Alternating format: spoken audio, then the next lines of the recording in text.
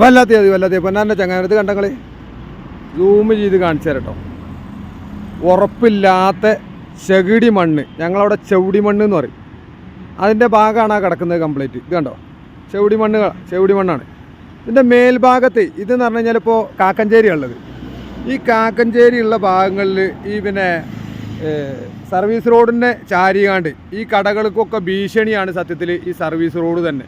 Service road ഭീഷണി എന്നല്ല, കാരണം വളരെ എന്താ പറയുക നിരുത്തരപരമായിട്ടാണ് ഇത് കൈകാര്യം ചെയ്തിട്ടുള്ളത്. ഇതിൻ്റെ കാര്യങ്ങൾ കണ്ടെങ്കിൽ അപ്പുറത്ത് ഇതുമാതിരി ഇടിഞ്ഞു, ഇതുപോലെ ഇവിടെ ഇടിയാൻ സാധ്യതയുണ്ട്. ആ ബിൽഡിങ്ങും മറ്റു കാര്യങ്ങളൊക്കെ പോകും. എന്നിട്ട് അവർ ഉപായം കൊണ്ട് ഓട്ട അടച്ചിക്കുകയാണ്. ഈ ഹൈവേ അതോറിറ്റി ചെയ്ത പണിയാണിത്. ഇതുപോലെ തന്നെ മറവിൽ ഒരുപാട് തമ്മാടിത്തരങ്ങൾ നടക്കുന്നുണ്ട്. ഈ സർവീസ് റോഡിൻ്റെ പേര് പറഞ്ഞിട്ട് ഇങ്ങോട്ട് നോക്കുകയാണെങ്കിൽ നിങ്ങൾ തീരെ മേൽഭാഗത്ത് നല്ല ഉറപ്പുള്ള മണ്ണുകളായിരിക്കും. മേൽഭാഗങ്ങളിൽ എന്ന് പറഞ്ഞു കഴിഞ്ഞാൽ ഉറപ്പുള്ള നല്ല ഉറപ്പുള്ള ചെങ്കല്ലായിരിക്കും. പക്ഷേ ഒരു പരിധി വിട്ട് കഴിഞ്ഞ് കഴിഞ്ഞാൽ പിന്നെ അത് ചെവിടി മണ്ണ് എന്ന് പറയും. ഞങ്ങളുടെ നാട്ടിൽ മലപ്പുറം ഭാഷയിൽ ചെവിടി മണ്ണ് എന്ന് പറയും. വളരെ എന്താ പറയുക, കൈ കൊണ്ട് തോണ്ടിയെടുക്കുക, ചുണ്ണാമ്പ് പോലെയുള്ള മണ്ണുകളായിരിക്കും. കണ്ടോ ഇടിഞ്ഞിരിക്കുന്നുണ്ടോ? അങ്ങനെ ഇത് പല ഭാഗങ്ങളിലും ഇത് ഇടിഞ്ഞായിട്ട് കാണുന്നുണ്ട്. ഈ സർവീസ് റോഡ് എന്ന് പറഞ്ഞിട്ട് ഈ സർവീസ് റോഡൊക്കെ എന്തിൻ്റെ അടിസ്ഥാനത്തിലാണ് ഈ സർവീസ് റോഡ്? അത്ര ധൈര്യത്തിലൊന്നും സർവീസ് റോഡ് കൂടി പാസ് ചെയ്യാൻ കഴിയില്ല. കാരണം ഏത് സമയത്തും ഇടിയാം. ഇവർ ചെയ്തിങ്ങനെ ഉപായം കൊണ്ട് ഒരു നെറ്റ്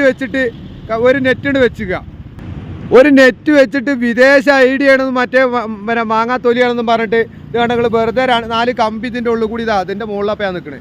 4 കമ്പി ഉള്ളിലേക്ക് കയറ്റി വെച്ചുകാണ്ട് ഒരു നേരെ സിമെൻ്റാണ് പാറ്റിക്കുക. അത് സിമെൻറ്റ് തുപ്പുക എന്നൊക്കെ പറയാം. നമ്മൾ പുകലുണ്ടല്ലോ മുറുക്കി തുപ്പണ മാതിരി, എന്നിട്ട് മുറുക്കി തുപ്പിക്കുക. ആ നെറ്റാണ് കണ്ടോളി. നമുക്ക് ഉപയോഗിച്ച നെറ്റിൻ്റെ കോലാണ് കണ്ടോളി നിങ്ങൾ. ഈ നെറ്റാണത്. ചെറിയ നെറ്റുകളുണ്ടല്ലോ ഇതേമാതിരി. ഇത് കണ്ടോ,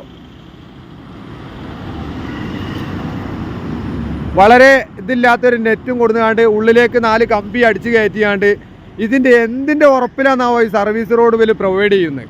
സർവീസ് റോഡിനൊക്കെ എത്ര കണ്ട് ആയുസ് ഉണ്ടെന്നും ഈ സർവീസ് റോഡ് എത്ര കണ്ട് ബലമുള്ളതാണെന്നുള്ളതും ചിന്തിക്കേണ്ടിയിരിക്കുന്നു.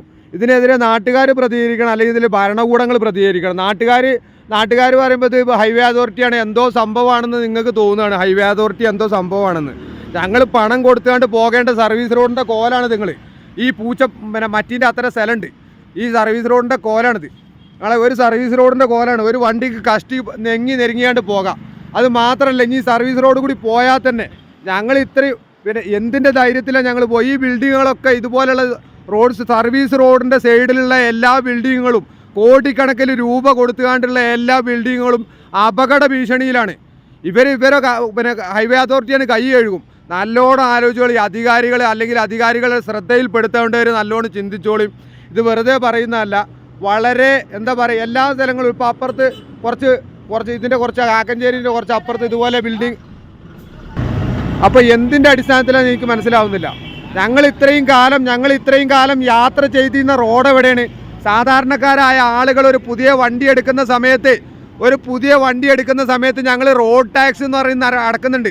അതുപോലെ ലോറിക്കാർ 10-20,000 രൂപ 3 മാസത്തിന് ഞങ്ങൾ റോഡ് ടാക്സ് അടക്കുന്നുണ്ട്. ഞങ്ങൾ ഇതുവരെ ഉപയോഗിച്ചിരുന്ന റോഡ് എവിടെയാണ്?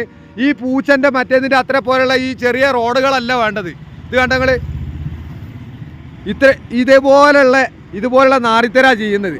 ജനങ്ങൾ ശ്രദ്ധിക്കണം, ജനങ്ങൾ ജാഗരൂകത. നിങ്ങളുടെ മുതലിന്, നിങ്ങളുടെ സ്വത്തിനും ഇതിനും സംരക്ഷണം തരേണ്ട സർക്കാരുടെ ഒത്താശയോടുകൂടെ ഇതുപോലെയുള്ള ബലക്ഷയമായിട്ട് ഉണ്ടാക്കുന്ന ഇതുപോലെ ലൊട്ടിലൊടുക്ക് പരിപാടികളാണ് ഇവിടെ നടന്നുകൊണ്ടിരിക്കുന്നത്. സൂക്ഷിച്ചാൽ ദുഃഖിക്കണ്ട, അത്ര മാത്രമേ എനിക്ക് പറയാനുള്ളൂ. അതാണ് എനിക്ക് പറയാനുള്ളത് നിങ്ങളോട്. മനസ്സിലായി?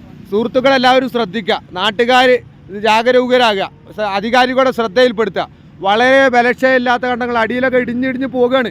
ഇവർ നാളെ എന്താക്കുന്നത്? അതുപോലെ അവിടെ ഇടിഞ്ഞു പോയതാണ്. ഇടിഞ്ഞു പോയത്തെ ഭാഗത്ത് പ്രത്യേകിച്ചിട്ട് കണ്ടാലറിയാം. കണ്ടോ, ഇടിഞ്ഞു പോയ ഭാഗത്ത് അവർ ആദ്യം വെറ്റില തുപ്പണമാതിരി മൊത്തം തുപ്പിക്കണ്. വീണ്ടും അവിടെ ഇടിഞ്ഞിട്ടുണ്ട്. കണ്ടോ, ഇവരെത്ര മറക്കാൻ ശ്രമിച്ചു കഴിഞ്ഞാലും ഇത് ഇടിഞ്ഞുകൊണ്ടേയിരിക്കുകയാണ്.